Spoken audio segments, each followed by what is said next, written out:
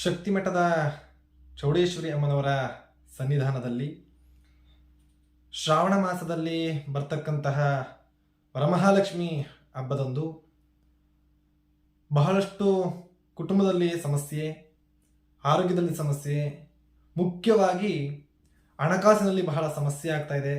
ಋಣಬಾಧ ಇದೆ, ಅಂದರೆ ಸಾಲಬಾಧ ಇದೆ.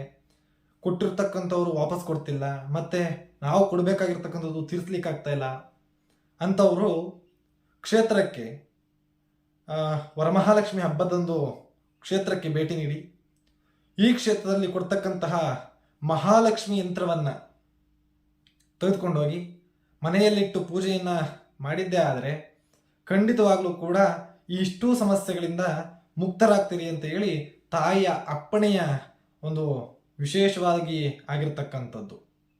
ತಾವೆಲ್ಲರೂ ಕೂಡ ಈ ಒಂದು ಯಂತ್ರವನ್ನು ಸ್ವೀಕಾರ ಮಾಡಿ ಇದರಿಂದ ಉಪಯೋಗವನ್ನು ಪಡೆದುಕೊಳ್ಳಿ ಅಂತಕ್ಕಂತಹ ಮಾತನ್ನು ಈ ಸಂದರ್ಭದಲ್ಲಿ ಹೇಳ್ತೇವೆ.